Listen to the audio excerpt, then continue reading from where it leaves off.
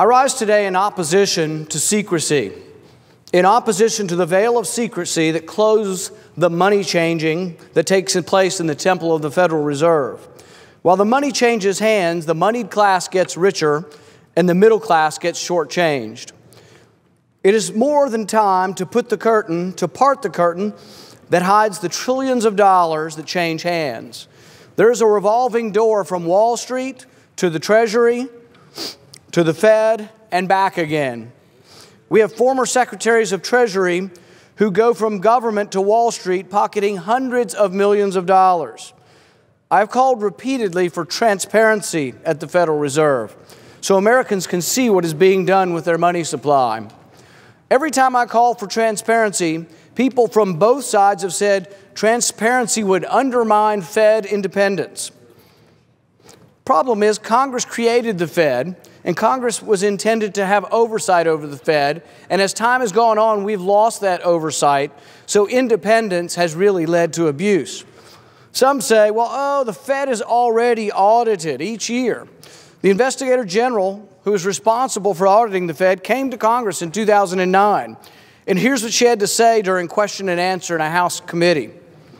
A congressman asked, what have you done to investigate the off-balance sheet transactions conducted by the Federal Reserve, which, according to Bloomberg, now total $9 trillion in 8 months?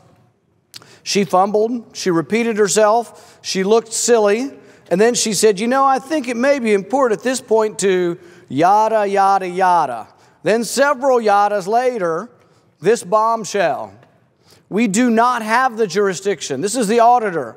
We do not have the jurisdiction to directly go out and audit the Reserve Bank. So really, there is no audit to the Federal Reserve. So don't let anybody tell you that we already have an audit. No meaningful audit of the Fed exists.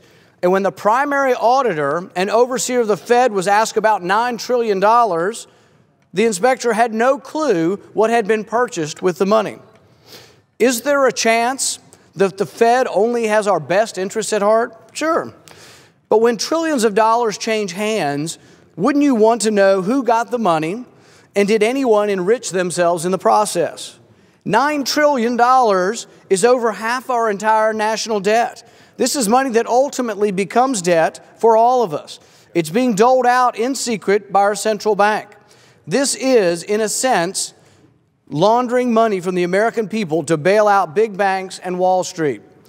This month, we learned that the Fed's official balance sheet has reached an astounding $4 trillion. To put that in perspective, the balance sheet of the Fed is now larger than the fourth largest economy in the world, Germany. Transparency at the Fed would not hurt the Fed, but a complete lack of transparency continues to hurt and cheat the rest of us. At the very least, the American middle class deserves to know what goes on behind the curtain, what decisions are made, and how they benefit Wall Street and the moneyed class. Being secret and reckless with trillions of dollars is only the tip of the iceberg when it comes to the problems associated with the Fed. The history of the Federal Reserve has also been the history of the devaluation of the dollar. There was a time when the dollar was as good as gold. When the people grew restless or concerned that the government was debasing the currency, the people would simply express their displeasure by exchanging their paper for gold. Convertibility was a check and a balance against kings and queens and any form of government that chose to spend money that they did not have. When the government borrowed from the currency by diluting its value, the people had recourse to protect themselves. Now the great American dollar that was once backed by gold is backed by promises. For many decades, the dollar was said to be backed by the full faith and credit of the federal government. Trust lingered from the historical evolution from barter to a medium that people valued, such as gold or silver. That trust the trust that still exists today lingers from the 1,000-year history when currency had inherent value. And when paper substitutes were used, they could always be exchanged for something of real value. After World War II, we instituted a partial gold standard that allowed foreign countries to exchange their paper for gold, and in exchange they did. During the 60s, as the U.S. inflated and borrowed to pay for the war on poverty and the war in Vietnam, foreign countries became skittish and turned in their dollars by the millions. Nearly half of the gold reserves were removed by foreign countries in the space of a few years. President Nixon closed the gold window in 1971, and that was that. The last link to gold was severed. But make no mistake, the trust that remained in the dollar was derived from the historic trust engendered by convertibility of paper to gold. For decades, the full faith and credit promise allowed the Fed to continue to inflate, and still the people remained relatively passive in their acceptance of an unbacked, completely discretionary paper currency. But not without hiccups. Inflation nearly got the better of us in the 1970s, and now debt threatens to do the same. Something profound, though, occurred in the past few years, beginning with the panic of 2008. The Fed began to back the dollar with not just promises, but perhaps really, really bad promises. Since early 2008, the Fed has added nearly $3 trillion to its asset sheet, including among these assets are stuff that nobody else seems to want, such as bad car loans and non-performing mortgages. According to Malden and Tepper's book, Code Red, at $4 trillion, with roughly $55 billion in equity, the Fed is leveraged at about 77 to 1. Think about that. That is an insane amount of leverage for any bank. The Fed is more leveraged than the balance sheets of Lehman Brothers, Bear Stearns, Freddie or Fannie before those institutions essentially failed. Jim Rickards, author of Currency Wars, notes, the Fed is insolvent on a mark-to-market basis. The Fed has wiped out its capital on a mark-to-market basis. Of course, the Fed carries these notes on its balance sheet at cost and does not mark them down to market. But if they did, they would be broke. The insolvency of the Fed will become a major issue in the years ahead and may necessitate the financial bailout of the Fed by the taxpayers. So the once proud dollar that was once backed by gold, then backed by the full faith and credit of the world's greatest country, is now backed by used car loans and underwater mortgages. But those who trust in paper say, hey, look, for 50 years now we've had no convertibility, and amazing improvements in productivity and wealth have occurred. Perhaps. But one might also argue that we are living on the borrowed plumage of the past, that our current acceptance of a paper currency rests on the glory of our industrial and monetary past. No one can tell for sure what the future holds, but I, for one, am concerned that the panic of 2008 may not have been an anomaly, but a harbinger of something far worse. I am concerned that we have papered over the problems in a sea of new currency, that quantitative easing has created an illusion of safety and security, but beneath the surface lurks a bigger and more malevolent future. Don't take my word for it. Listen to some of the economists who predicted the financial crisis in 2008. Economist Jim Grant recently said, from the United States to Europe and Asia, the world's central banks are flooding markets with liquidity and pushing deeper into unknown monetary policy territory, and I feel this journey will not end well. Or Nassim Taleb, author of The Black Swan, he writes, someone made a mistake lending and someone made a mistake borrowing. And it is a mistake to transform private problems into public debt. And we are facing an environment with a huge amount of debt. The next mistake is going to be to overprint, which is going to be the way out for them, which is why I fear hyperinflation. Or Yale University housing expert and recent Nobel Prize winner Robert Shiller. This financial crisis that we've been going through in the last 5 years has been one that seems to reveal the failure to understand price movement. Not shying away from his concerns that the Fed is simply inflating the housing bubble in America's largest cities, he argues housing prices are up 12% in the last year. This is a very rapid rise in prices, and I believe it is accelerated some by Fed policies. The housing market, it has its own momentum right now as people see it coming back. We're sort of in the beginnings of another housing bubble. Since we abandoned the sequester budget caps, any pretense of fiscal discipline is gone. Politicians can attempt to obfuscate the truth with promises of spending restraint in the outlying years, But everybody knows that the promise to cut in the out years is a pipe dream, and that all that really counts is the first 2 years of the Ryan-Murray plan that will add over $60 billion in new spending. What really causes China concern is not the new spending that we're incurring, but that the total new debt added over the 10 years in the Ryan-Murray plan will be $7 trillion in new debt. China's response to our fiscal lack of discipline was to downgrade our debt. Our $17 trillion debt is manageable only when the Fed is buying it and only with low interest rates. China's Dagang Global Credit Rating said in their statement on the downgrade, "The deal means only an escape from a debt default for the time being, but hasn't changed the fact that the growth of government borrowing has largely outpaced overall economic growth and fiscal revenues." These are facts, and both sides, Republicans and Democrats, are ignoring the facts. China, when they downgraded us, said it, and you cannot escape this fact. The growth of government borrowing has largely outpaced overall economic growth and fiscal revenues. It was sad when the Chinese government can see major economic problems for us that Washington continues to ignore. At current interest rates, we pay about $237 billion in interest payments.